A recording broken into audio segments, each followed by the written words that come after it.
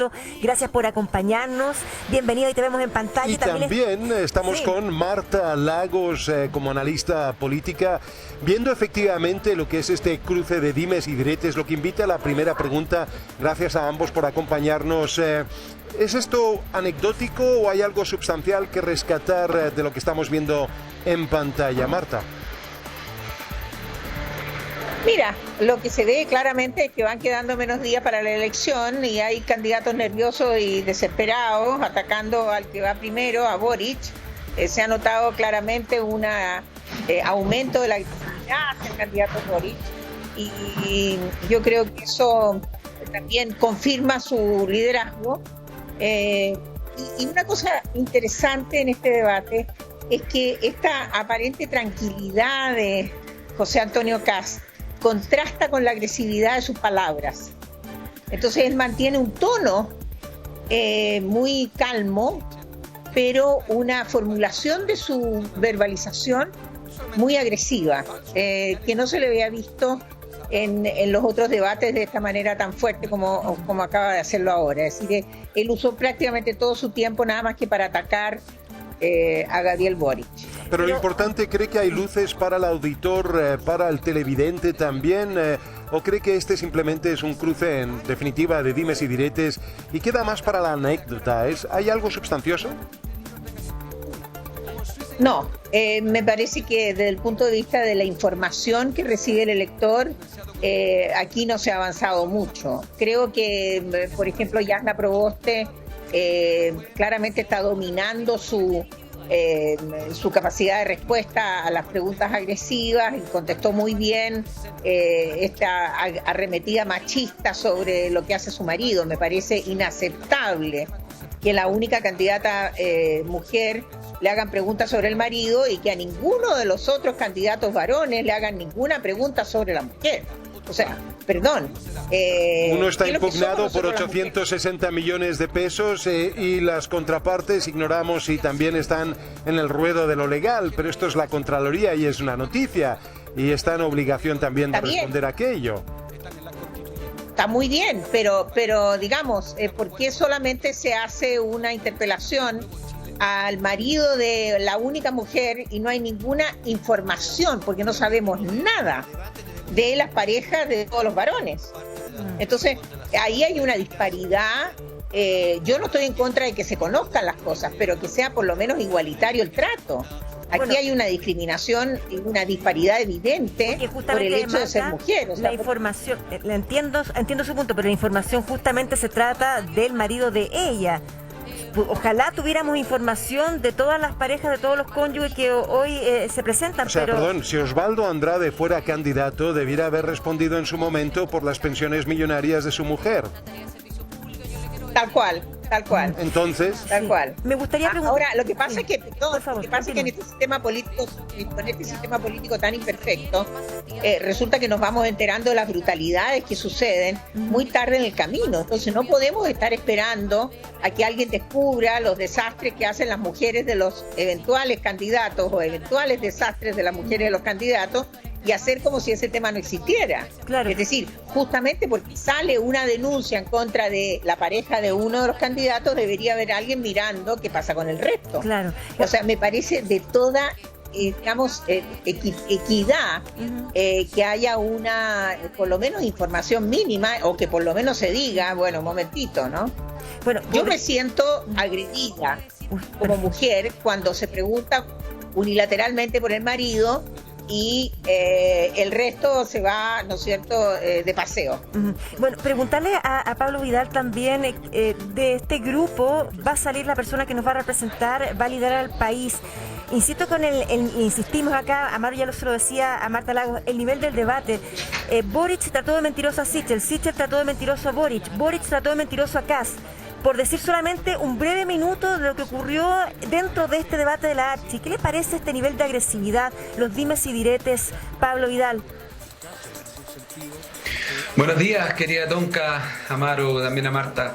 Mira, a mí no me gusta el tono del debate cuando caemos en simples descalificaciones, y a propósito de tu pregunta inicial, respecto de, perdón, la pregunta de Amaro, de si aquí había sustancia o era más bien anecdótico. Y yo creo que lamentablemente tienden a volverse anecdóticos estos debates. Y hay poca sustancia.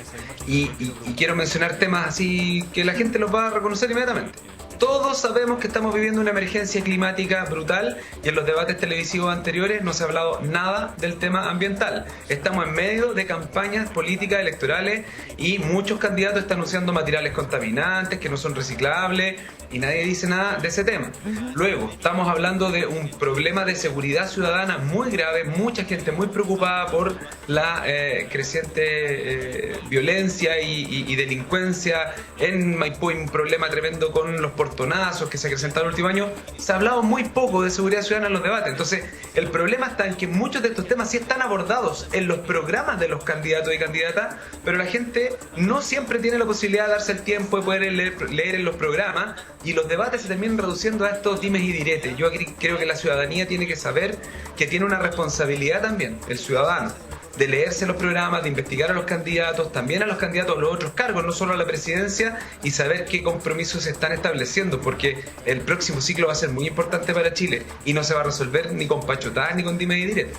A propósito de lo que decía Marta con respecto al tema de la pregunta a la candidata Proboste, con respecto a la investigación de su pareja, de su marido, ¿qué le parece a usted que eso haya estado dentro de las preguntas y qué le parece también que se haya revelado esta información? ¿La perjudica a ella o esto tiene que ver como con una respuesta porque finalmente es el candidato Sichel el que está expuesto? Se dice que la DC está detrás de la información de las boletas de honorarios, sobre todo su candidatura anterior.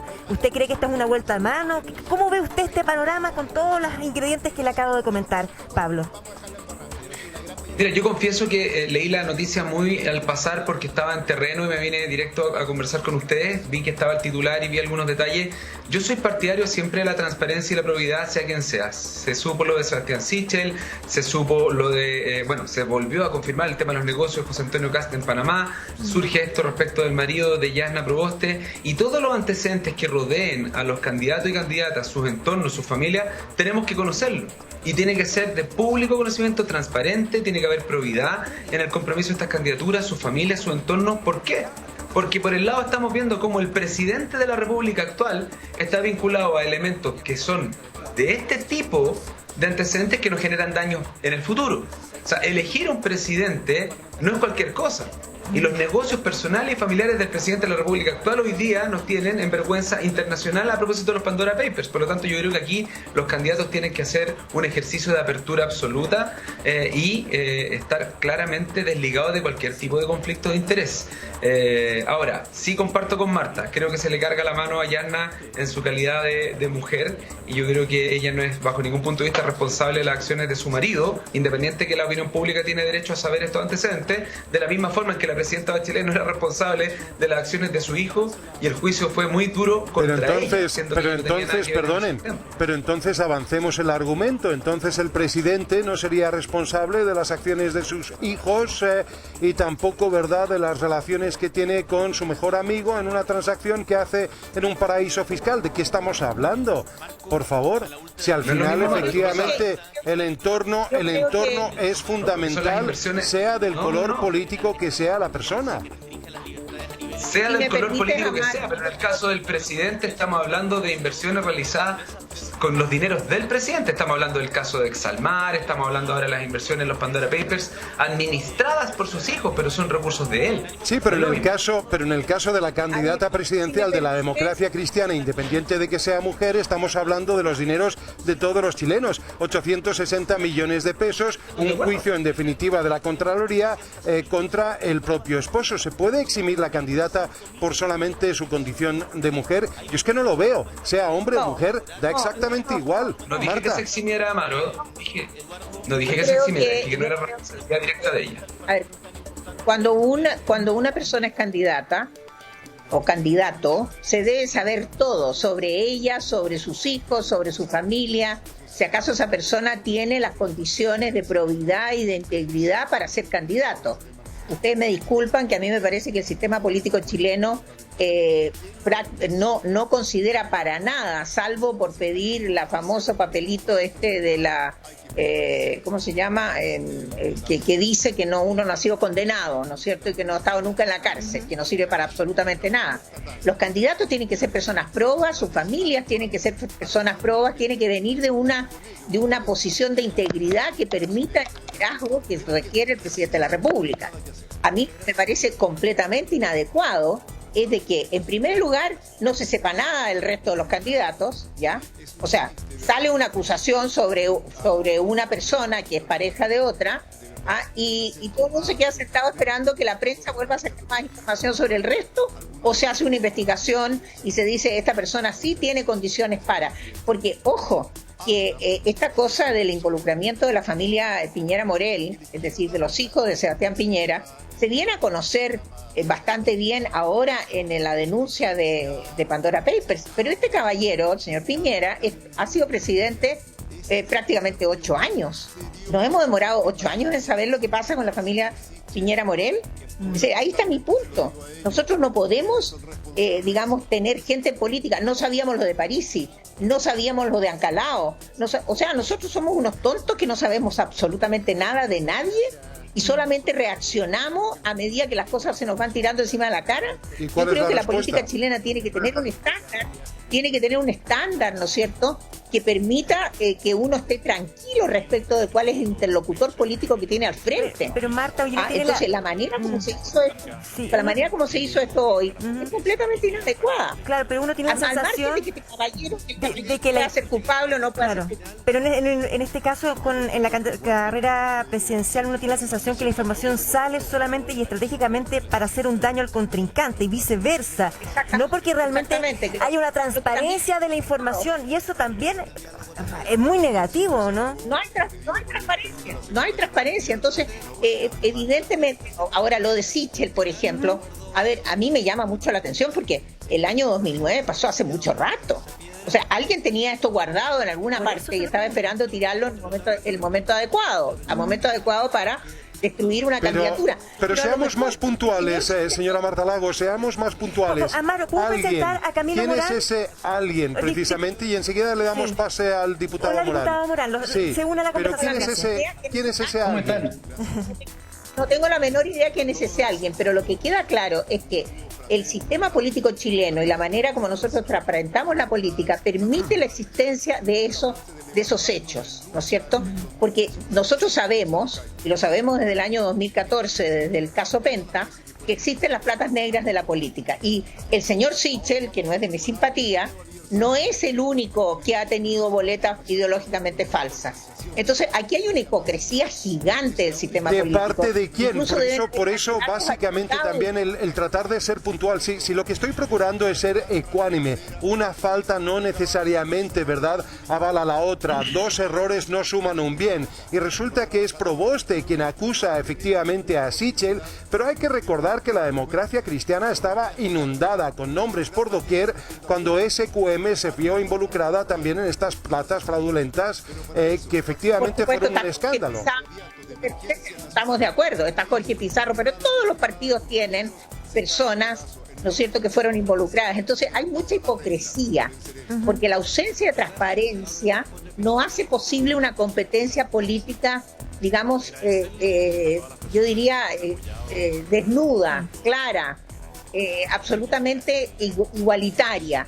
Y cuando se van sacando estas cosas de a uno, entonces se producen estas incompetencias, si uno quiere pues llamarlo así, que van dejando a los candidatos como palitroques en el camino.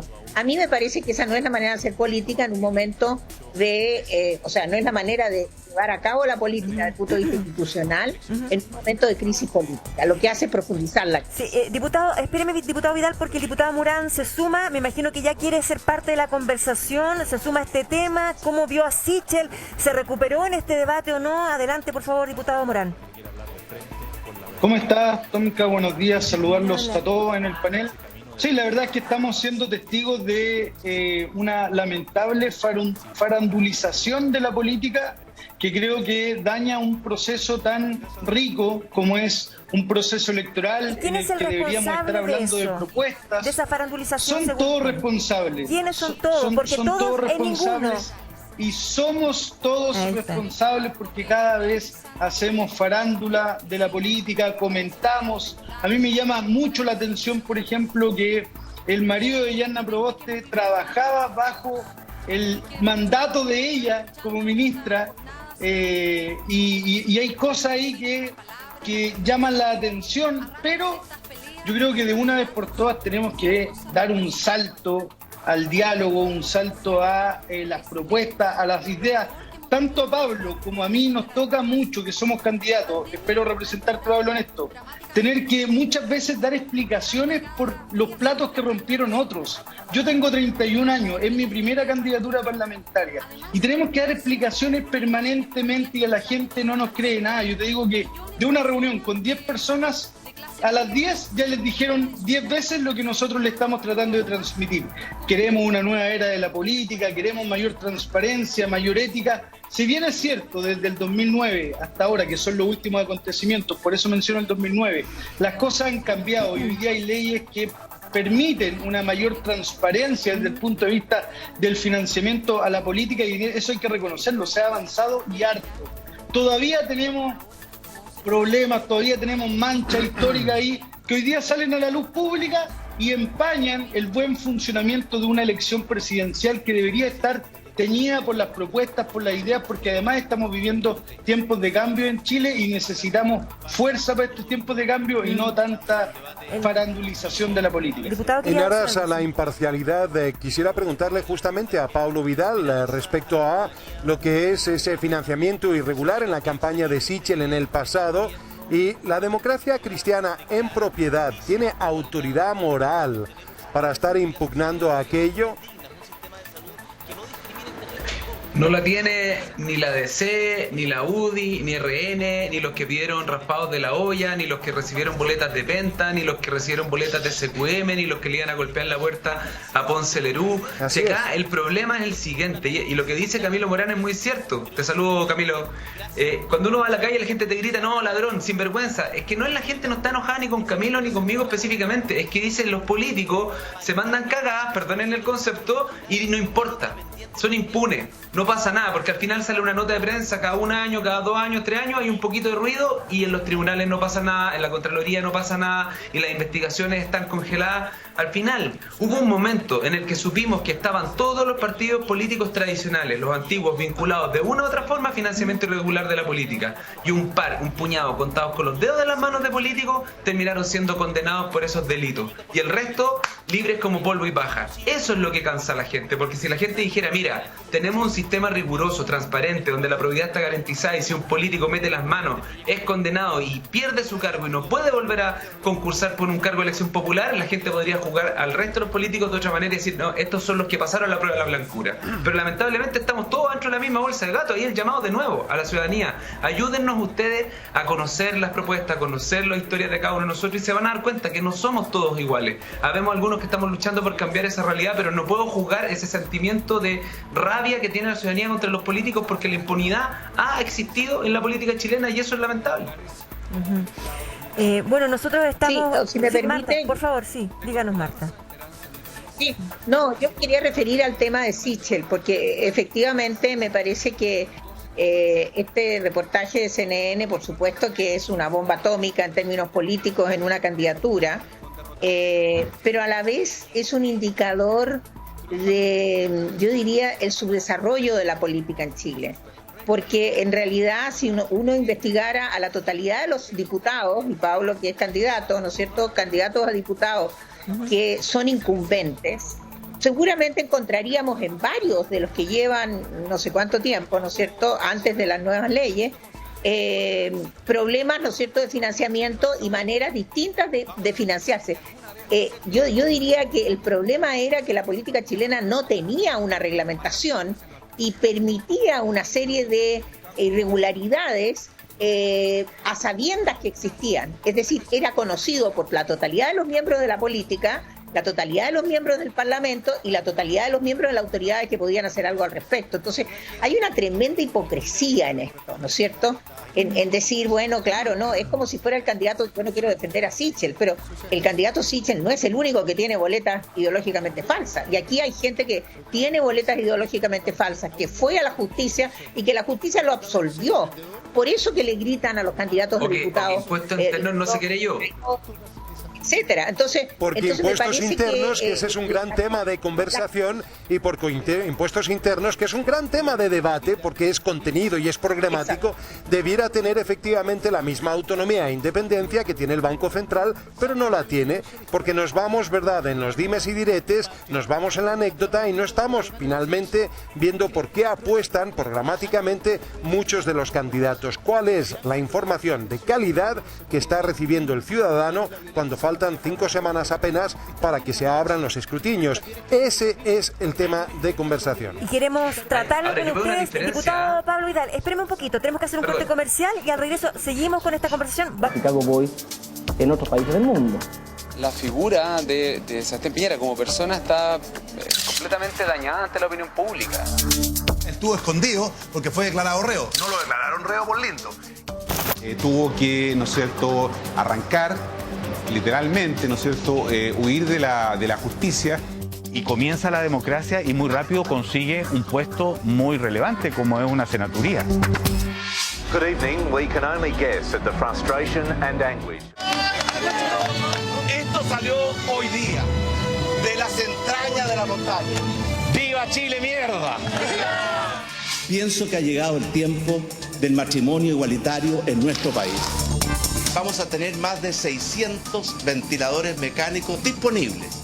Me siento más orgulloso que nunca de ser chileno y de ser presidente de Chile. Una figura controversial, el primer presidente de derecha de regreso a la democracia, luces y matices, críticas y éxitos. De joven doctor en economía en Harvard a presidente cuestionado y acusado constitucionalmente e investigado por la justicia.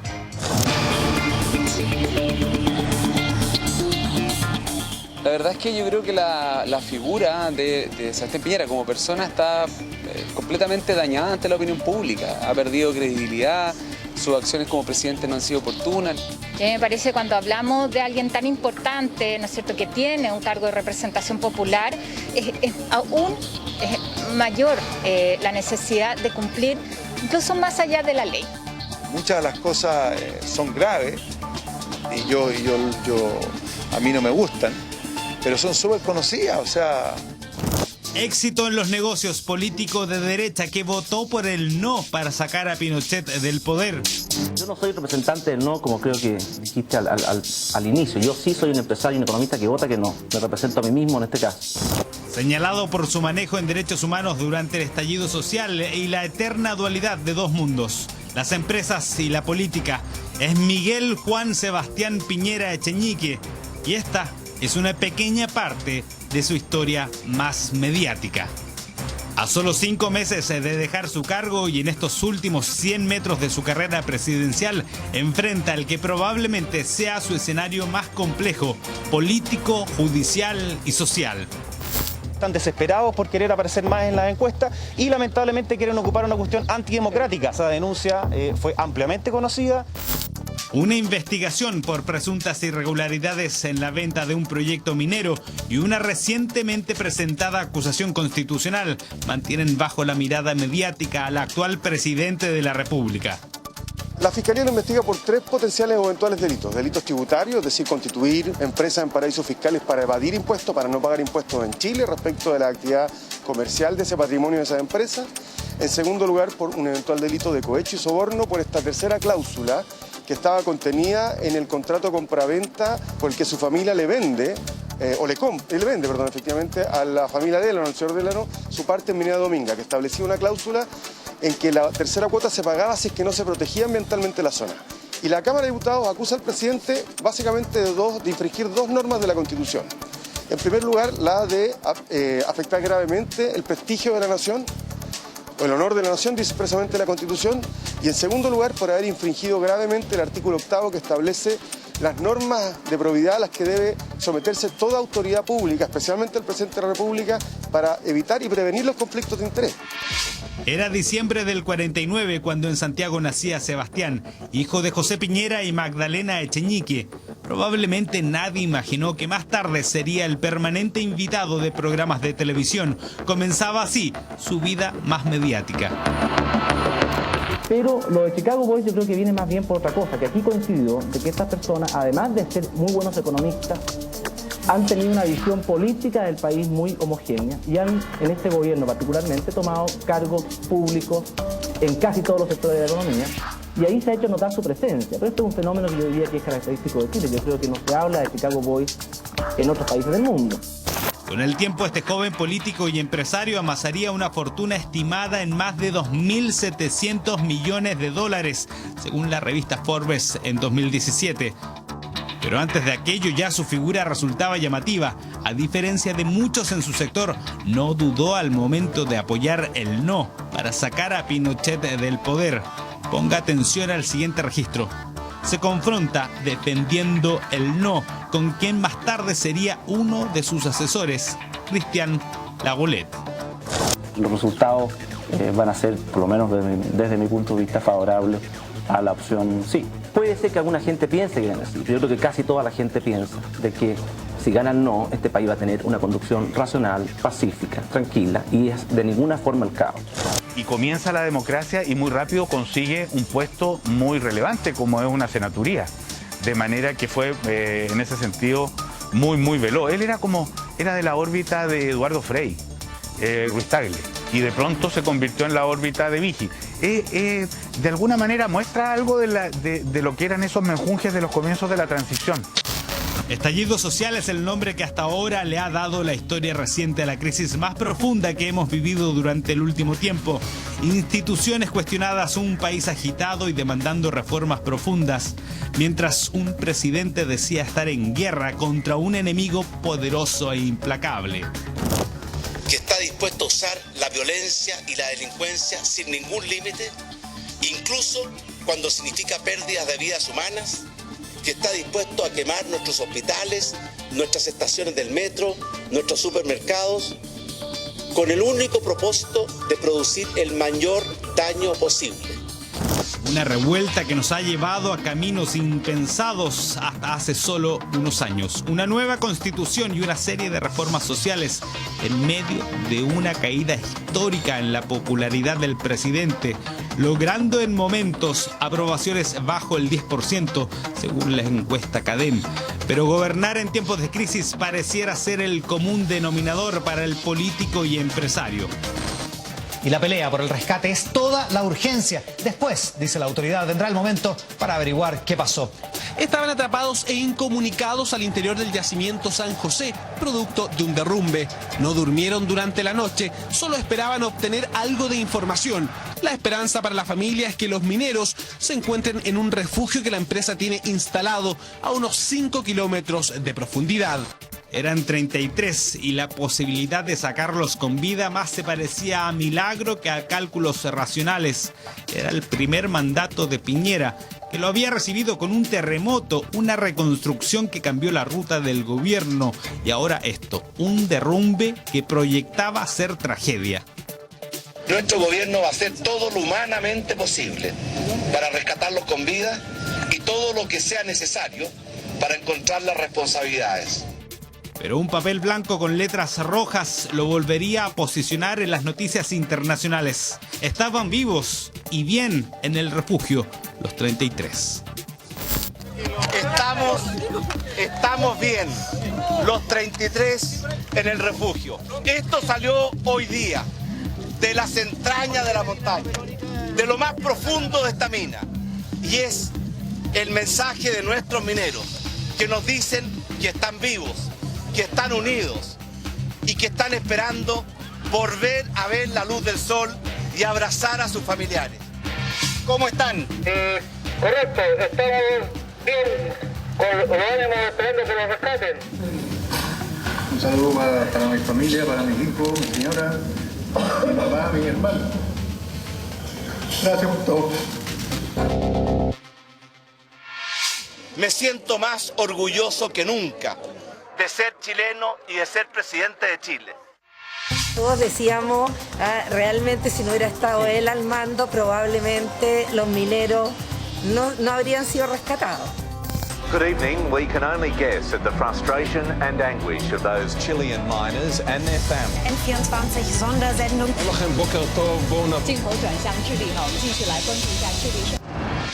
El famoso papel daría la vuelta al mundo, pero antes de eso fueron necesarias 22 horas con 36 minutos para sacarlos a todos con vida. La popularidad del gobernante estaba lejos de sus mínimos históricos, pero también estaba lejos de su propia historia, una de las tantas controversias en la vida del mandatario. 1982, la justicia le imputaba al joven Sebastián Piñera la calidad de autor de 2 infracciones a la ley de bancos. Una, por presuntamente simular la situación real del Banco de Talca, del que él formaba parte. Y segundo, por eventualmente haber alterado documentación con el fin de dificultar, desviar o eludir la fiscalización de la superintendencia. Y la capacidad de ser un mentiroso profesional en el señor Sandón nos sorprende todos los días. Pero yo lo voy a dejar ahí, que es en el barro, señor Sandón, le quedan muy pocos días de candidato. Mire, después van a poder dialogar en todo caso. Perdón, pero él ocupó ciertos minutos míos porque me trata de ignorante. Y yo lo único que he dicho es que yo no tengo... Perdón, yo fui, por ejemplo, gerente de una empresa agrícola. Él fue gerente del Banco Talca. Pero según un video que vi en la ciudad de Mónica Madariaga, él estuvo escondido porque fue declarado reo. No lo declararon reo por lindo. Y estaba metido en un montón de problemas que siempre le echa la culpa a uno más chico. Eso es lo que yo digo. A mí que diga lo mismo. Eso no es estar en el barro. Eso es reivindicar la política en Chile. Chile, la política chilena está podrida porque está secuestrada por el dinero. Piñera habría eludido la detención manteniéndose oculto durante 24 días, tiempo necesario para que sus abogados tramitaran un recurso de amparo para garantizar su libertad. En el caso del Banco de Talca lo que tenemos es una quiebra, ¿no es cierto?, digamos, fraudulenta de esta institución. Él era el gerente del banco, por lo tanto, tuvo que, ¿no es cierto?, arrancar literalmente, ¿no es cierto?, huir de la justicia, y se dice que la ministra de Justicia de entonces, Mónica Madariaga, por intersección de su hermano, que era ministro del Trabajo, José Piñera, habría evitado que el entonces gerente del Banco de Talca fuera hasta la cárcel, ¿no? Y por lo tanto es un episodio bien oscuro en la vida empresarial del presidente Sebastián Piñera. En el caso del Banco de Talca, el presidente fue encargado reo y estuvo prófugo por 24 días. En esa oportunidad, la policía cumplió con ir a buscarlo a su domicilio y su esposa, la señora Cecilia, señaló que él había hecho abandono del hogar y que no conocían su paradero. Hoy, 39 años más tarde, cuestionado e investigado por un contrato millonario, un proyecto minero que mezcla su rol como empresario, los negocios de su familia y su figura como jefe de Estado. Como es de público conocimiento, desde el mes de abril del año 2019, hace ya más de 12 años, y antes de asumir mi primera presidencia, me desligué absoluta y totalmente de la administración y gestión de las empresas familiares y de cualquier otra empresa en que hubiera participado. No hay fundamento jurídico para ello. Es simplemente una motivación política, tal como, nuevamente repito, dijo el principal vocero de la acusación del Partido Comunista, diciendo que quería que se votara antes de las elecciones. Es obvio que quieren modificar el resultado de las elecciones democráticas y que no haya un traspaso republicano y democrático el 11 de marzo del año 2022. Indudablemente un personaje lleno de matices, éxitos indiscutibles. Iniciamos la vacunación de la población entre 50 y 59 años. La vacunación, cómo ha manejado la pandemia. Yo creo que tenemos que sentirnos muy contentos los chilenos de que, habiendo vivido una pandemia tan tremenda, Chile ha sido pionero en cuanto a la vacunación. Sebastián Piñera recibió el Premio Ciudadano Global por su aporte a la lucha contra el cambio climático. Pero al mismo tiempo errores ineludibles para sus detractores. Presidente, queremos hacer un regalo. Después que terminemos esta conversación. Señora Presidenta, muchas gracias, muchas gracias. Porque su gobierno ha sido un simple. Oiga, a palabras necias una figura controversial, centro de atención mediática permanente. En primer lugar, y déjeme ordenar mis papeles. ¿Quién me dio la mano aquí? Aquí estamos ya.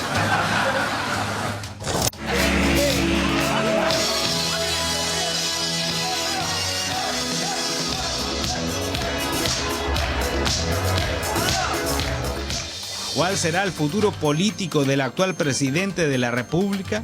¿Cómo lo calificará la historia luego de una de las semanas más agitadas de su vida como mandatario?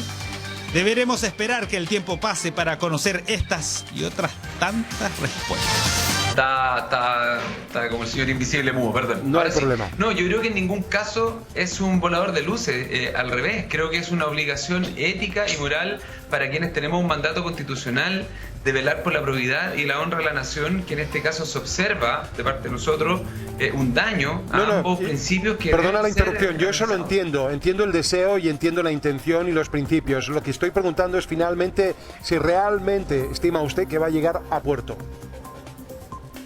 Mira, los cálculos que han hecho algunos, yo no he hecho esos cálculos todavía, es que debería aprobarse en la Cámara de Diputados y Diputadas. Y en el caso del Senado es distinto, porque la acusación constitucional a ministros de Estado u otras autoridades se aprueba con mayoría simple de los presentes. En el caso de las acusaciones constitucionales al presidente requiere de 2/3. Por lo tanto, no alcanzan los votos de la oposición. Tendrían que votar senadores del oficialismo a favor de esta acusación. Y yo he escuchado de parte de algunos de ellos apertura a conocer los antecedentes. Por lo tanto, es de difícil pronóstico que se apruebe porque se requieren votos del oficialismo, pero yo no lo descartaría del todo. Y la pregunta también al diputado Morán es la siguiente: si usted estuviera en la piel del presidente, ¿qué escenario es más preocupante? ¿El de soborno y cohecho y esa acusación o la de derechos humanos? ¿Qué escenario finalmente le preocuparía más si usted fuera el presidente Piñera? Bueno, son los dos muy preocupantes, pero creo que el primero, que es el que estamos viviendo ahora, es un escenario que a lo mejor tiene que ver con la urgencia que estamos viviendo en este momento. Tiene una urgencia, valga la redundancia, de demostrar lo contrario, de demostrar que está ejerciendo el cargo con un compromiso a la ética y a la transparencia en nuestro país. Y coincido con las palabras de un senador que dio cuña en este mismo programa y dijo: el presidente hoy día tiene una oportunidad de demostrar que no es así la acusación. Yo espero desde el fondo de mi corazón que tenga la razón y el presidente pueda demostrar en esta acusación. El mismo senador, señaló también: la política chilena está podrida porque está secuestrada por el dinero. Sí, yo coincido solo en esta parte con lo que decía el senador. Ahora, si bien es cierto, así, o sea, yo lo dije anteriormente, nosotros con Pablo, con todos los candidatos que están hoy día en la calle, tenemos que estar dando explicaciones permanentemente a las personas por cosas que no hemos hecho nosotros. Y en ese sentido, sí es muy importante que esto no quede como un volador de luces, que no sea una presentación vaga, digamos, y que sí tenga una respuesta contundente a la ciudadanía y que devuelva la credibilidad al cargo que ostenta el presidente de la República hoy día. Diputados, les queremos agradecer su presencia esta jornada, diputado Morán, diputado Vidal. Yo sé que siempre el diputado Vidal me hace la misma. Mire, vamos a hacer algo, pero salomónico, 10 segundos para cada uno y cerramos la jornada de hoy con usted. Diputado Vidal, 10 segundos para usted. Sí, muchas gracias, Tonka. Un tema nada que ver, pero que está ocurriendo, y es en algunas comunas de la ciudad de Santiago hay vecinos que instalaron portones para protegerse de la delincuencia y por una instrucción de Contraloría están empezando a retirarlos. Pero en paralelo en el Congreso estamos tramitando un proyecto de ley que regula de mejor manera esta situación y ya salió del Senado.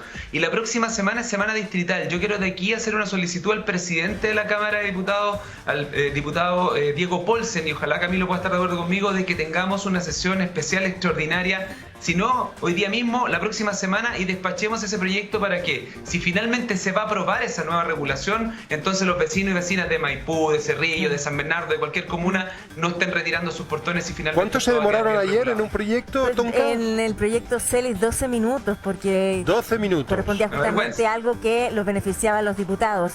Sí, tirón de oreja ahí, pero bueno, 10 segundos porque tenemos otros temas más en este trencito de bienvenidos. Diputado Morán. Mis 10 segundos. Por favor. Oye, yo soy coautor de ese proyecto de cierre de calle y pasajes, por lo tanto también me interesa mucho que salga adelante y entregarle a las personas las herramientas para poder combatir la delincuencia. Y también hacer un llamado al gobierno para que de una vez firme la licitación del nuevo Instituto Nacional del Cáncer. Un tema tan importante como el cáncer, hoy día no tiene una infraestructura adecuada y se ha postergado por causas de la pandemia. Lo malo es que las células cancerígenas no esperan que pase la pandemia para seguir actuando en el cuerpo de las personas, por lo tanto es un hecho urgente. Es urgente esta licitación. Lo dice usted muy claramente. 12 minutos, ¿verdad? Ayer algo de interés para efectivamente la Cámara versus 8 años la Ley Nacional del Cáncer. Es algo a corregir. No, diputados, 10 segundos era y no podemos más porque tenemos un trencito del tema. Gracias, diputados. Diputado Vidal. Hay libertad de expresión, pero no tanta. Muchísimas gracias. No, es que no una cosa de libertad de expresión, una cosa de tiempo, porque tenemos más temas. Un abrazo, muchas gracias. Y Cristian Pino está esperando, porque tiene mucha información y datos relevantes que tienen que ver con la tasa de interés, con cosas concretas que finalmente impactan en el día a día, Cristian. Claro, porque conocimos esta semana, Donka Amaro, el incremento de la tasa de interés por parte del Banco Central, llegando a una cifra histórica relevante. En 20 años no se veía un incremento de tal magnitud, y esto en términos simples es el encarecimiento del dinero. Ahora, aquí agravado por dos factores importantes, por ejemplo, el tipo de cambio y también la UEF, porque mucha gente dice, una tasa de 2,75 como quedó en octubre después del incremento 1,25 es una tasa que anteriormente teníamos. Claro, la teníamos, pero no con esta variable hoy día, que es la inflación y el tipo de cambio, que van generando que finalmente el dinero se encarezca. Eso es el incremento en la tasa de interés. El dinero es más caro, los créditos son más caros, el traspaso, digamos, de esta tasa de interés no es que vaya a ser ese monto, el 2,75, el que entreguen los bancos. Recordemos que los bancos toman esta tasa y finalmente después, de acuerdo a las condiciones de cada institución y además del riesgo de cada persona que lo está solicitando, es mucho más alta, y ya hay algunas instituciones que están sobre 5% de tasa de interés, y esto se proyecta que siga creciendo producto de las condiciones, sobre todo de inflación que vamos teniendo. Esto es súper simple, Tonka, de entender, pero muy complejo a la hora de quienes se ven afectados. Yo tengo X para pagar mi presupuesto mensual que tengo como familia. Cuando se encarece el crédito, cuando yo ya tengo algún tipo de crédito tomado, obviamente mi capacidad de pago se reduce, y ahora las personas que están con la idea de acceder a algún tipo de crédito, incluso ya hay casos, a uno le comentan que tenían aprobado, tenían ciertas condiciones fijadas hace algunas semanas, hoy día esas condiciones se cambian y ese crédito que estaba proyectando obtener no lo puede realizar porque el dividendo es más alto, se exige cierta renta, esa renta es la misma y como es menor la capacidad de pago, entonces se contrae. Las personas que ya tenían pactado un crédito, que ya estaban pagándolo, tasa fija y tasa variable. Cuando es tasa variable, ¿esto me va a afectar mucho más que la tasa fija? Depende, Tonka, cuándo se pidió el crédito. Porque efectivamente, si yo tengo un crédito que hoy día me toca negociar la tasa variable, efectivamente me voy a encontrar con esta disyuntiva. Si me quedan algunos años, hay que esperar lo que pase. La tasa fija no, la tasa fija se mantiene por toda la duración del crédito. Perfecto. Entonces eso no se ve afectado. Veamos este ejemplo que lo hace y lo propone y lo presenta el presidente del Banco Central, Mario Marcel, cuando se está discutiendo el cuarto retiro, que es: a mí el banco me presta 2.000 UF para una vivienda de 2.400, 2.500 UF. ¿Qué pasa con el dividendo? Sin el incremento que ya observamos, sin las condiciones que hoy día estamos viviendo, y ese incremento o ese dividendo, la verdad, es de 380.400 pesos. Ese hubiera sido, porque ya estas condiciones de alza de tasa ya las estamos experimentando, ya las estamos viviendo, pero con este nuevo escenario donde las tasas de interés sube, ese dividendo pasa de 380 a 470, 767. ¿Qué significa esto? Casi prácticamente 100.000 pesos de más, que obviamente incide en el presupuesto, pero además ahí está, el crédito es 12 millones de pesos más alto. Si antes del estallido social, incluso hablábamos lo difícil que era acceder a una vivienda, que los precios de la vivienda en el país son muchísimo más caros en comparación a otros países. Ahora, con esta realidad, se hace más lejana la posibilidad de concretar el sueño de la casa propia. Exactamente, Tonka, porque aquí estamos estamos hablando de un valor bien bajo. Si uno revisa, los precios son bastante más altos que esto. Un ejemplo también, en una vivienda de 3.000 UF, si hace un año teníamos una tasa de interés cercana al 3%, hoy día estamos superando el 4,5% de tasa de interés, lo que se ve reflejado en los dividendos. Ahora, claro, se ve lejana porque al tener tasas de interés más altas, las condiciones, las exigencias que se le hace a la persona para acceder a ese crédito son más altas. Necesita tener mayor ingreso porque necesita al menos tener un 25% de ese ingreso mensual para pagar. Y con tasas más altas, con dividendos más altos, eso no da. Entonces se va reduciendo el número de personas que pueden acceder a la casa propia. Y coméntanos lo que surgió ayer desde los bancos, que no van a dar créditos hipotecarios a 30 años, que era una posibilidad para bajar las cuotas. Ahora solamente hasta 20 años. Es que en una condición de incertidumbre, Donca, y en una condición de que hay mucha indefinición todavía con respecto a lo que va a pasar, efectivamente las condiciones que se le exigen a las personas se van endureciendo, y una de esas consecuencias es precisamente de esta incertidumbre que hay, no saber si va a seguir subiendo la inflación, si va a seguir subiendo la tasa de interés, qué pasa con el dólar. Es efectivamente, tratan de disminuir las instituciones financieras su propio riesgo. Entonces, pero han ganado, han tenido utilidades millonarias. 20 años son las proyecciones que hay hacia adelante. No sabemos, eso ya es pasado. Lo que viene hacia adelante es distinto. Es más, hay personas que, como decía al principio, tenían fijas ciertas condiciones, por ejemplo, a 20 años de plazo para acceder a este crédito. Incluso a esas personas se le ha reducido el tiempo hasta los 17, 18 años máximo para poder acceder, lo que los deja fuera porque, de nuevo, se le exige más ingresos y los ingresos no están presentes en los reajustes. ¿Qué pasa no con los créditos hipotecarios, sino que los otros créditos? Los créditos de consumo, también sube la tasa de interés. Y ojo con eso, Cuéntanos de eso. Sí, porque todos los créditos suben, ya lo decía, el endeudamiento se torna más caro, el dinero es más caro, entonces los créditos que tenemos a más fácil acceso son los que presentan una mayor tasa de interés. Estoy hablando de líneas de crédito, de tarjetas de crédito, tanto bancarias como del retail. Entonces, ¿qué pasa con aquello? Como vamos muchas veces pagando el mínimo en créditos rotativos, esa tasa de interés va subiendo y se va haciendo más caro. Un consejo, esos créditos, entre comillas, que son más malos por las condiciones, un calificativo que usamos porque duelen mucho en el presupuesto. Lo ideal, si se tiene algún tipo de recurso, es tratar de saldarlo, es tratar de pagarlo, porque son los que más afectan. No, y pensando en las pymes que necesitan sí o sí endeudarse para seguir creciendo, y frente a la eventual posibilidad de que no esté el cuarto retiro, ahí se produce un problema. Y por eso se ha criticado por parte de las pymes, Tonka, esta medida de incrementar la tasa de interés, porque efectivamente cuando necesitan inversión, endeudarse les sale más caro. ¿Cómo lo ve? ¿Cuál es el panorama que ve un especialista? El economista de la Universidad de Chile, Alejandro Larcón, se hace presente. Bienvenidos, Alejandro, vas a aparecer en pantalla en cualquier minuto. ¿Cómo está? Bienvenido, gracias por acompañarnos para que nos explique el panorama, que bien lo ha hecho Cristian Pino, pero profesor, ¿cómo lo ve usted con sus ojos de académico? Buenos días, Tonka, y buenos días a Amaro también y a Cristian, que hablamos muchas veces. Mira, yo creo que está muy bueno la gráfica de Cristian, porque muestra exactamente el impacto de la alza de tasa de interés que está ocurriendo en ese mercado, y por lo tanto, lo primero que tenemos que plantearnos es por qué sube la tasa de interés. Y la tasa de interés sube básicamente, como explicaba Cristian, por la inestabilidad política.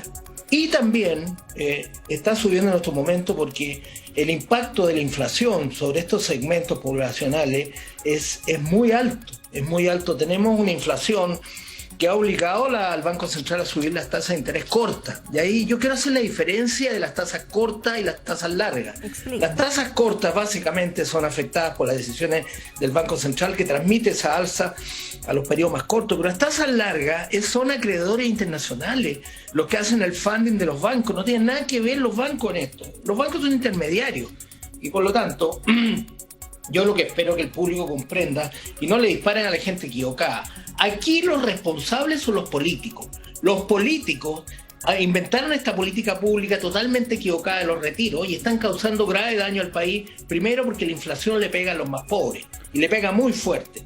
Segundo, porque esas políticas le están afectando al tipo de cambio, que también a la vez es inflacionario. Alejandro, el tipo de cambio está subiendo y hace que los llamados productos transables suban de precio. Y tercero, le pega a las tasas de interés.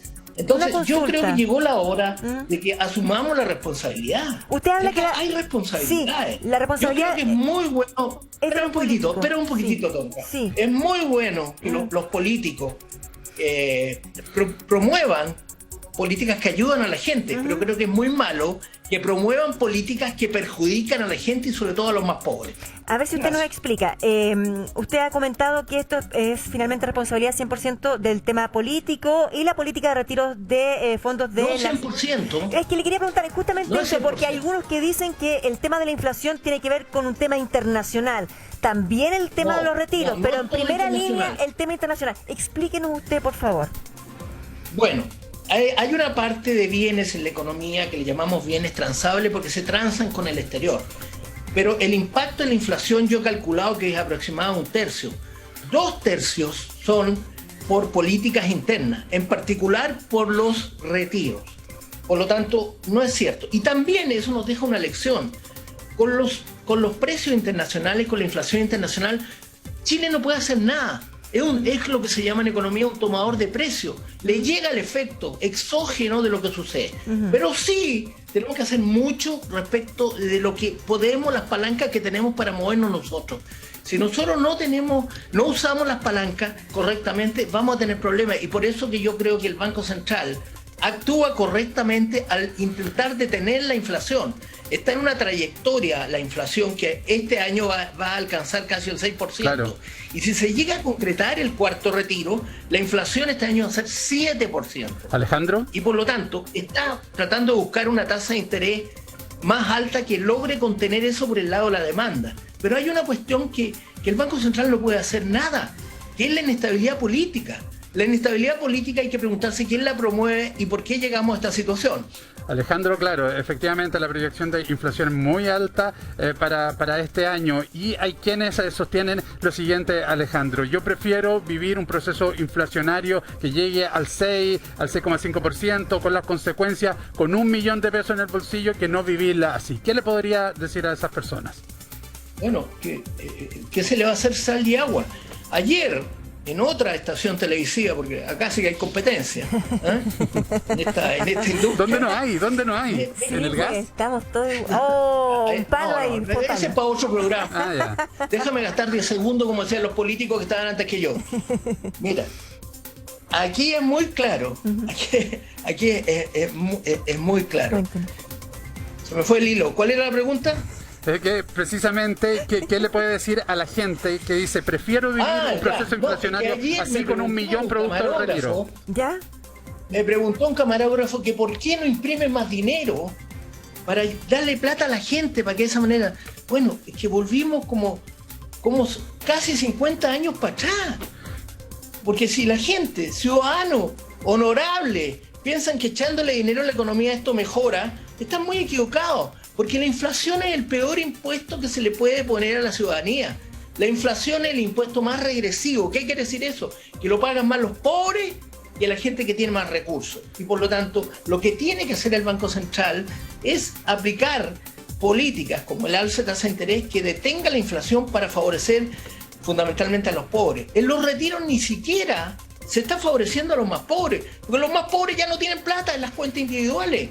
Por lo tanto, también es una política regresiva. Entonces, primera cosa, por favor, hago un llamado a los parlamentarios que están detrás de esto, que lo están haciendo por motivos de plataforma política, lo están usando en sus campañas, porque tenemos el 21 de noviembre un concurso electoral, ¿cierto? Y otros porque quieren sacar el sistema. Una pregunta para Yo creo que esas dos cosas perjudican notoriamente a la gente, a los más pobres, a los que no tienen voz. Así que eso es lo que hay que parar. Le quiero hacer una consulta. El otro día salió el cuadro de los 303 ítems que mide el INE y de esos 228 aumentaron el precio en 12 meses, ¿verdad? Lo que más subió es el gasto financiero, 77,2%. Esto antes de toda esta información. Esto pasó hace como una semana y media atrás.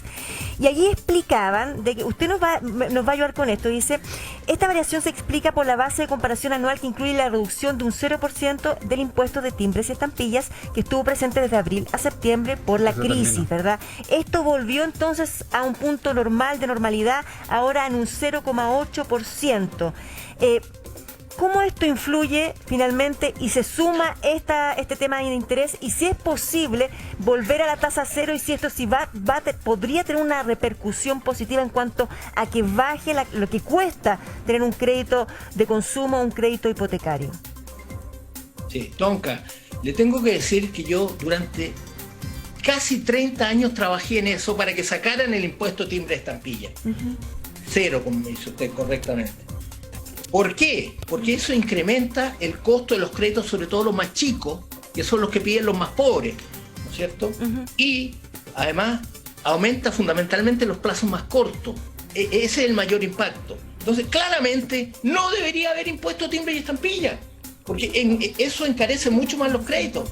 Se lo digo porque durante 30 años yo he luchado porque eso se elimine y hemos encontrado esta solución intermedia, transitoria, que se saca por un ratito, etc. En un escenario donde el gasto está subiendo y necesitamos ingresos públicos, pero por favor, busquemos manera más creativa. Revisemos primero todo lo que se gasta en el Estado que no tiene sentido. Empecemos por los sueldos de los parlamentarios, aunque me odien. Empecemos por bajar el sueldo de los parlamentarios, empecemos por disminuir el número de parlamentarios. Perdón, Tonka. Empecemos por entender que en este país dijeron, vamos a bajar los sueldos de los parlamentarios, vamos a disminuir hasta aquí, cri-cri, como dicen, cri-cri, cri-cri.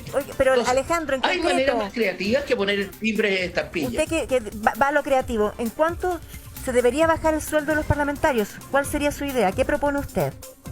No, hay unas proposiciones. Había una a la mitad. Oiga, Tonka. Sí. Le digo sinceramente. Dígame, Alejandro. De una vez por todas paremos el escándalo. Acá no hay servicio público. Los parlamentarios están haciendo mal la pega. Por eso que la gente los tiene muy mal calificados. Y más encima, hacen políticas malas. No, por favor. Tenemos una pregunta desde la calle, Alejandro, por favor, porque la voz ciudadana también se hace presente. Marilyn, bienvenida. Sí, Leonela estaba escuchando atentamente a Alejandro y tiene una pregunta. Alejandro, mi consulta es la siguiente. Yo tengo una propiedad que la estoy vendiendo, que la recibí como posesión efectiva y quiero comprar la parte a mis hermanos. Pero hoy día me encuentro con el problema de que en general los bancos están dando menos plazo y están considerando mayor alza en cuanto a la renta que uno tiene que acreditar. ¿Cómo lo puedo hacer? Mire, no escuché bien su nombre, perdóneme si lo digo mal. Madeline parece que me dijeron. Leonela se llama. Leonela, perdone, Leonela. Mire, en primer lugar los bancos no tienen la culpa de eso. La culpa la tiene el riesgo. El riesgo ha subido por las malas políticas implementadas en Chile. La plata que viene desde el exterior, que la prestan gente, acreedores que nadie los ve, pero que la necesitamos, está más sospechosa respecto a lo que va a pasar. Así que por eso que los bancos acortan el rango, en gran parte porque son exigencias que vienen desde otros lugares y que no podemos hacer nada. Lo que hay que hacer es mejorar la calidad de la política, terminar con la inestabilidad política, terminar con las famosas celebraciones de violencia. Eso es lo que hay que hacer. Alejandro, eso es lo que está hundiendo al país. Sí, Alejandro, sí, que le puede servir también a Leonela, porque para tomar la decisión en final, este escenario de alza de tasa, de inflación alta, ¿hasta cuándo debería durar bajo las actuales condiciones? Y si una operación como esa, la que está planteando Leonela, ¿habría que postergarla? Mire, este tema de los 20 años va a durar mientras siga subiendo el riesgo país. Yo le aseguro que si el riesgo país mejora, porque los acreedores internacionales se dan cuenta que el país entró en una zona de estabilidad, va a volver la plata y los bancos van a poder intermediar esa plata a más plazo. En el corto plazo, que yo quiero diferenciar el corto y el largo plazo, que son las tasas de interés de la tarjeta de crédito, el sobregiro y las tasas de interés de los créditos de consumo. En el corto plazo depende fundamentalmente que el Banco Central pueda controlar la inflación. Eso es lo que tiene que hacer, porque de esa manera va a detener el alza de las tasas de interés. Acá hay un oasis que se ve lejos, que se llama ¿cuál es la tasa neutral? Muchos analistas están diciendo que el 3,5%. Yo estoy en desacuerdo, creo que es 4% la tasa neutral del Banco Central. Actualmente estamos acercándonos al 3% y algo, porque en la próxima reunión va a haber otra alza. Entonces, en el corto plazo vamos a llegar al 4%, y como actúa con rezago sobre lo que se quiere restringir, que es el consumo que tiene sobre calentar la economía, en el corto plazo vamos a llegar al 4% y ahí vemos. Pero lo principal es que se comprenda que la inflación hay que pararla, porque tenemos también el gasto fiscal. El gasto fiscal no sabemos qué va a pasar con él, porque va a venir una discusión sobre el presupuesto. Claro. Y por lo tanto el central, que tiene la obligación constitucional de parar la inflación, va a seguir haciendo su pega. Está la política monetaria, que es el Banco Central, y la política fiscal, que es el gobierno. Cuando pare eso, vamos a tener más certidumbre respecto a la trayectoria. Pero yo, escuchando a los candidatos presidenciales, sobre todo a la izquierda, yo voy a ser muy honesto. Yo a los candidatos de izquierda lo único que los escucho hablar es que hay que seguir expandiendo el gasto. Algunos ya ahora están más prudentes y hablan que hay que respetar la autonomía del Banco Central. Bueno, esa sobre todo es buena noticia. Pero no veo un ambiente que trate de estabilizar el país, y eso me preocupa mucho. Nos quedamos entonces, Alejandro Alarcón, con su preocupación. De seguro vamos a seguir conversando y nos vamos a encontrar los próximos días. Le queremos agradecer el contacto, el tiempo que se dio para conversar con nosotros, Alejandro. Que tenga buen día. Gracias, Tonka. Un abrazo. Muchas gracias. Mucha cautela, Tonka. Mucha cautela por lo que viene en los próximos meses, que no es fácil. Gracias, Cristian Pino, también absolutamente liberado. Que tengas un excelente día. Aparece en pantalla, amigo de la casa, Manu, que trae información fresquita.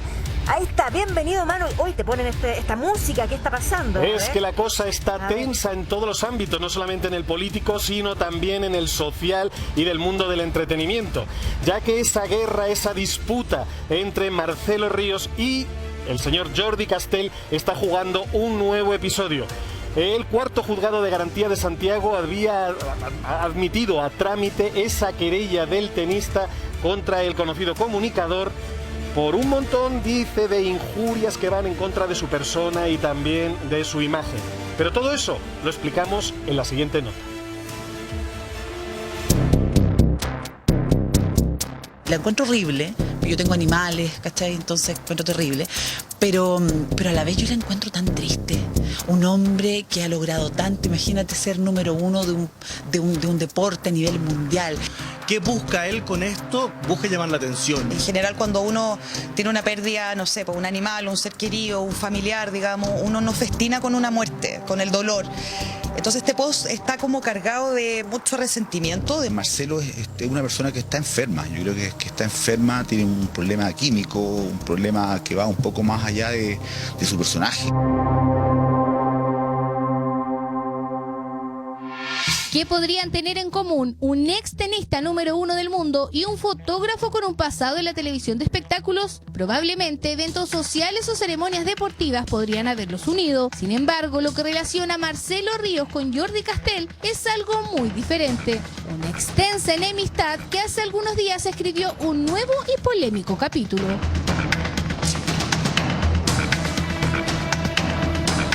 Yo creo que después de que Marcelo Ríos dejó el tenis, dejó de ser número 1, ¿cree que eso lo afectó emocionalmente? Creo que efectivamente hay algo en él que no está resuelto. Hay terapia que falta ahí por realizar.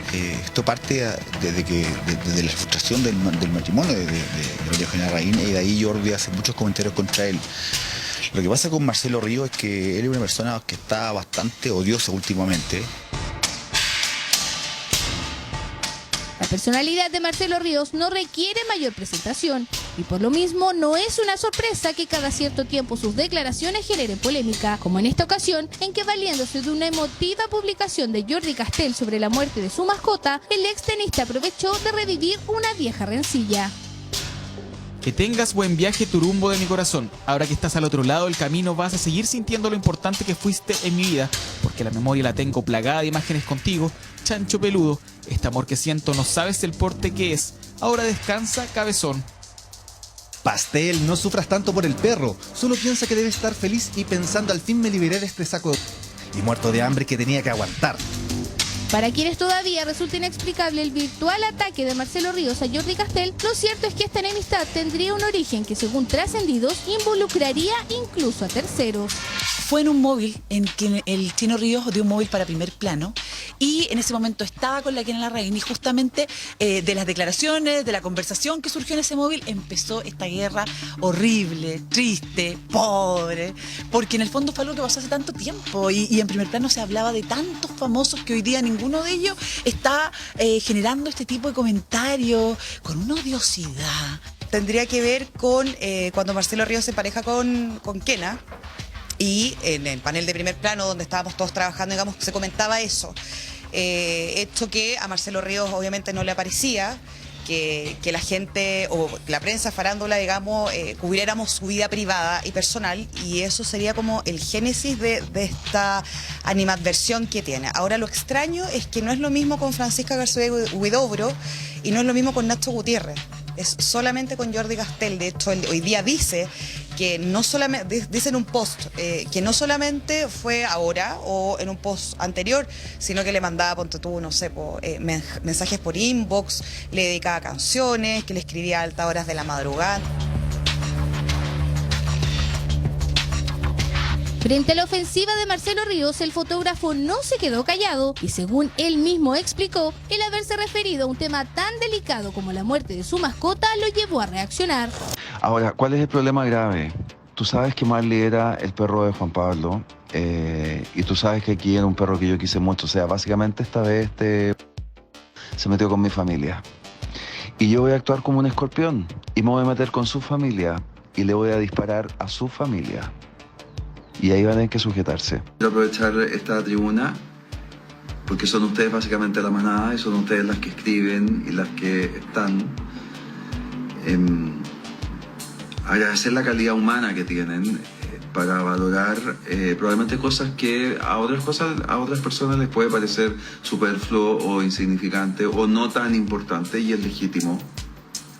Los perros y los gatos, los animales no tienen por qué ser para todo el mundo parte de una familia. Hay distintas formas de hacer familia, pero yo lo que me siento un bendecido y un privilegiado con que ustedes, que son las personas que están conmigo en los live, que me escriben a cada rato, hayan empatizado no solo con lo que nosotros acá en la casa vivimos, sino que con las cosas que ustedes han vivido, con compartirme las historias que han tenido con sus animales en el pasado, con cómo sintieron la partida de cada uno de ellos. Creo que aquí va más allá de mirarse al ombligo.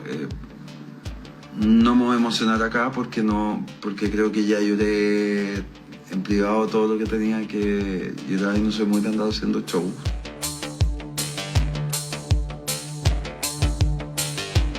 Enfrentarse a alguien con el carácter de Marcelo Ríos no debe ser algo simple, pero en el caso de Jordi, tal como él lo señala, el tema personal lo afectó directamente. ¿Es un arma de doble filo responder un ataque de Marcelo Ríos? Yo siempre he sido de la postura de que Jordi no le debería responder, menos lanzar quizás estas bombas de las cuales hizo alguna antesala y que tenían que ver quizás con la vida privada de Marcelo Ríos. Creo que no es bueno, creo que no es sano, para Jordi Castell, creo que no es bueno ponerse tampoco a la misma altura. Creo que eso es principalmente el mensaje más importante que puede hoy día entregar Jordi, dar cuenta de que las redes sociales, si bien efectivamente son hoy día una plataforma a la cual uno ve y uno escucha, no son necesariamente la realidad. Él se retractó, o sea, no sé si se retractó. Él hoy día pone en un post de Instagram que su marido le habría aconsejado junto a otra gente finalmente, y el cariño de la gente lo hizo como parar esta bola de nieve que sin duda hubiera podido tener connotaciones legales. Yo considero que la amenaza que hizo Jordi a Marcelo Ríos con todo mi veneno yo voy a atacar y voy a dispararle a tu familia, no alcanza a configurarse como una amenaza. Pero yo creo que probablemente si hubiera hecho algo, capaz que Marcelo Ríos hubiera firmado de eso y hubiera emprendido alguna acción legal, y ahí hubiera tenido consecuencias más graves para Jordi. Marcelo Ríos, por su parte, sumó un nuevo ataque tras la reacción del ex conductor de televisión. Pastel, lo único que te pido es que dejes de hacerte la víctima cada vez que te atacan. Te quiero recordar que durante muchos, pero muchos años te dedicaste a hacer mierda a la gente frente a una pantalla. Heriste a muchas personas, me incluyo, cosa que en ese momento era muy divertido para ti, ya que si no te morías de hambre. Hoy en día eso se te acabó y estás pagando. ¿Habrá algo de estrategia en el actuar de Marcelo Ríos? ¿Estará buscando mantenerse vigente? ¿Qué lo llevará a publicar este tipo de descalificaciones? Yo creo que detrás de eso hay mucho odio. Hay ganas de figurar, de que hablen de ti, no importa que sea por los temas que menos te gustan. Porque el chino siempre ha declarado que a él no le gusta que hablen de su vida privada, que él mantiene sus cosas bajo 4 paredes. Y resulta que, fíjate lo más extraño, o sea, aparece a pito de nada, entregando un mensaje de odio terrible, diciéndole a Jordi, oye, no te preocupes porque tu perro está feliz porque se alejó de ti. Hay un problema químico, un problema que va un poco más allá de su personaje, de su imagen como ex deportista, como número 1. Hay un tema de un odio permanente con ciertos personajes que de repente, a pito de nada, empieza a atacarlo. Creo que va más allá de querer figurar. Acá hay un tema, una animadversión de él contra estos personajes, que son siempre los mismos. Y yo creo que lo hace porque tiene una fijación con ellos. Y eso es parte que necesita un tratamiento. Marcelo necesita un tratamiento, es una persona que fue muy exitosa, que ahora vive en una parte muy lujosa de Estados Unidos, pero siento como que quiere aparecer en la palestra a cambio de nada. Esta pugna es solo el último de varios episodios en que estas dos figuras públicas se han visto enfrentadas con anterioridad, en ocasiones incluso por cuestionamientos o una presunta homofobia por parte del ex número 1 del mundo. Gino, ¿cómo te defines con respecto a la homosexualidad? ¿Qué visión tienes con respecto a la homosexualidad, pero pensándolo también como padre? ¿No te has puesto qué pasaría, por ejemplo, si un hijo tuyo te dice que es homosexual? ¿Qué es lo que haces tú como papá? Yo no lo tomo ni como una enfermedad, ni como algo, pero me costaría aceptarlo. Obviamente me costaría, no sería una cosa fácil para mí. Pero tendría que apoyarlo, si no me queda otra. ¿Qué voy a hacer? Me costaría, no lo miento, si no estoy preparado, si me llegaría, pero creo que eso sería lo suficientemente maduro y tratar de entenderlo de que existe, si la cuestión existe, si esa cuestión yo no puedo poner acá una cuestión que no existe, y le puede tocar a cualquiera, está bien. Pero no, que me gusta y que me agrade, no me agrada. No puede haber en el año 2020 un ciudadano que descalifique de esa forma a tantas personas desde la diferencia y que se sienta con la superioridad solo por el hecho de ser heterosexual, de venir a denostar cualquier... Yo no me estoy dando por aludido porque yo no solamente me doy besos en la calle con mi marido, sino que ando de la mano con mi marido porque tenemos la convicción de no estar haciéndole daño a nadie, nos ampara la ley.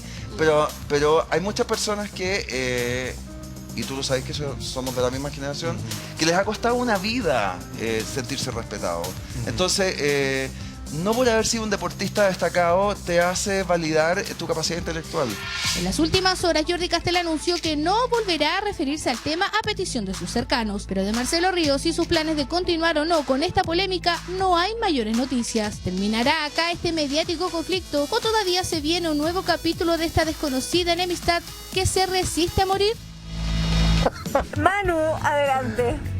No sé qué decir después de este potazo. O sea, de verdad es todo. Potazo. Pero bueno, lo cierto es que el mundo de la farándula ayer se estremecía con este nuevo episodio dentro de esta guerra tan personal que Marcelo Ríos, hay que recordar, tiene contra Jordi Castell. Porque en la nota, previa a estos comerciales, obviamente se hablaba de este último episodio en el que había esa ironía, esa risa, esa burla hacia la pérdida de una mascota por parte de Jordi Castell. Pero hay que entender que esta guerra empezó casi un año atrás, cuando Marcelo Ríos atacaba de forma taxativa, primero con cierta homofobia, la relación de Jordi Castell. Y a consecuencia también de eso, todo lo que significaba y todo lo que hacía el comunicador, tanto en redes sociales como también en el mundo de la televisión. Ahora nos enteramos que viene de una disputa anterior dentro del set de Primer Plano, en el cual a él le habría molestado que se hablase de su vida anterior o de su vida privada. Pero también hay que recordar que cuando el señor Marcelo Ríos habla de su vida privada, sí, lo habla en primera persona, pero lo habla a su manera y ha contado prácticamente lo que en principio Jordi Castell parece que tenía ahí guardado como amenaza para que dejara de meterse directamente con él y asediarle de esta forma en redes sociales. Pero la querella está ¿en qué punto se ampara en particular para que pongamos la pelota en el piso y tú nos expliques, Manu? Mira, como os he dicho, se presentó la querella en el cuarto juzgado de garantía de Santiago en contra de Jordi. Fue una acción declarada admisible y el punto son delito por injurias graves por declaraciones contra la vida privada de don Marcelo Ríos. Todo esto porque el documento recoge un episodio de ciertas declaraciones que Jordi Castell habría hecho dentro del programa Vamos a Calmarnos en YouTube, en el que habría explicado que él conocía o tenía conocimiento de una serie de actividades que Marcelo Ríos tenía en Miami y que le involucraban junto a una persona, un travesti, y su proximidad con ella, y asimismo también un enfado de su hija Constanza Sotela, al parecer cuando habría descubierto cierto material sensible por un descuido, por una equivocación, dentro del teléfono celular de su papá. ¿Y qué te han dicho? Bueno, yo sé que tú estudias en profundidad los temas. ¿Hay posibilidad de que persevere esta querella, de que finalmente gane Marcelo Chino Ríos? A mí me llamó la atención porque después de las primeras y segundas declaraciones de Marcelo Chino Ríos contra Jordi Castell, Jordi trató en cierto modo de defenderse diciéndote déjame en paz, sácame de tus historias y obviamente porque si tú cuentas yo también podría contar. Hasta ahí queda esa amenaza, más que nada vamos a decir un tanto farandulera. Pero lo cierto es que el propio Marcelo Ríos ha admitido muchas de las cosas de las que, como te decía, ha llegado Jordi a contar o dejar de contar. De hecho, me tengo que remitir al programa de Martín Cárcamo en noviembre de este 2020, pasado 2020, donde llegaba a decir que nunca ha tomado cocaína, pero sí éxtasis y marihuana. Y de la misma manera, decir que llegó a tomarse hasta 6 rabotriles diarios todas las mañanas, con lo cual tuvo que acudir a un psicólogo para tratar de rebajar un poco esta dosis. Igualmente, en el programa PH de Chilevisión comentó que había tenido relación o que se había besado con un hombre por un encuentro fortuito, que para él no fue muy agradable, pero que bueno, que dijo que lo besaron muy bien. Con lo cual, Marcelo Ríos juega en una cancha, y repito, son declaraciones que asumimos que el propio Marcelo Ríos ha contado él, de motus propio, en esos programas. Ahora quiere hacerlo judicial, parece que se ha enfadado mucho más, pero también hay que entender que en un momento dado, yo ayer hablaba con Jordi Castell y me comentaba que sus abogados le han recomendado no hacer ninguna declaración al tema, se está tomando y se está recogiendo toda la información que hay tanto en redes sociales como que el propio Marcelo Ríos habría comunicado a sus allegados e incluso testigos que en un momento dado podrían también afianzar las versiones que ha expuesto Jordi Castell públicamente. ¿Jordi está tranquilo, Manu? Jordi está tranquilo. Jordi yo creo que en principio le da mucha lata. Dice, yo ayer realmente, ya digo, son palabras además que tuve ayer noche con propio Jordi Castell. Dice, he tenido todo un día de locos. Primero porque todos los medios se acercaron para saber mi versión. Obviamente yo cuando veo ya que esto toma un cariz legal, ya también lo he puesto en manos del bufete de abogados que lleva las pocas cosas que él ha tenido de esta índole en su vida. Y le aconsejaron primero callar y segundo tratar de trabajar a recopilar toda esa información. Dice, pero yo estoy tranquilo porque repito, las fuentes son fidedignas porque yo tampoco nunca hubiese develado nada. De hecho, yo nunca tiré la primera piedra. O sea, es un ataque sistemático del señor Marcelo Ríos contra mi persona. No entiendo muy bien por qué, pero bueno, si lo quiere de esta manera, pues habrá que hacerlo de la manera oportuna y obviamente en un juzgado que es donde realmente se tienen que dirimir estos temas. Manu, ¿y cuánto puede demorar todo este proceso? Bueno, en principio, ya te digo, están en esa primera fase. A día de hoy la querella se ha admitido a trámite, o sea, es declarada admisible. Entonces ahora tendrá que empezarse a investigar todo ello. Y ya te digo, por lo que tengo entendido y por lo que veo, la defensa va a recopilar todo el material donde toda la información que en un momento dado Jordi Castell tenía ya está prácticamente toda expuesta en los medios de comunicación y en diferentes titulares. De hecho, si tú utilizas Google simplemente, o sea, cualquier usuario pone Marcelo Ríos y cada una de estas supuestas amenazas o declaraciones que habría hecho Marcelo Ríos, aparecen los artículos en diferentes medios de comunicación explicando y dando muchos más detalles seguramente que lo que ha podido hacer el propio Jordi Castell. Bueno, dice, entonces se busca, se está solicitando una condena de 3 años de cárcel más el pago de 15 UTM correspondientes más o menos a la suma de 792.630 pesos aproximadamente. Pesos, claro, justamente. ¿Tú crees que en el proceso con una disculpa pública se logre zanjar? O sea, en el fondo se busca una disculpa pública, no creo que busque, porque tengo entendido que 3 años de cárcel nunca para que tengas cárcel efectiva tiene que ser 5 años y un día. No soy especialista, pero con tantos abogados acá, algo uno no, pero sí, fíjate que yo... Me parece que nunca se podría llegar a optar realmente a que él tenga una pena privativa de libertad. Pero es que si es que lo declararan culpable, estamos elucubrando. Sí, pero de todas formas lo curioso de todo esto es que Marcelo Ríos en cada una de sus intervenciones, de hecho hay que recordar también una dentro del programa Las Indomables, junto a Patricia Maldonado, también en su canal de YouTube, él mismo trató incluso de tender puentes hacia Jordi Castell diciendo que la próxima vez que llegase a Chile se iba a reunir con él y que iban a arreglar todos estos temas, porque tanto Patricia Maldonado como Catalina Pulido en un momento dado le gestionan o le generan preguntas relacionadas con toda esta guerra mediática que han tenido. Y él parece bastante afable. Más es, también te digo, o sea, el propio Martín Cárcamo le preguntan de tú a tú por estos temas. Hablan de homosexualidad, hablan de lo que le parecería a Marcelo en caso de que alguno de sus hijos se declarase. Y ojo, y él responde con una naturalidad que, bueno, que nos daba a pensar de que la cosa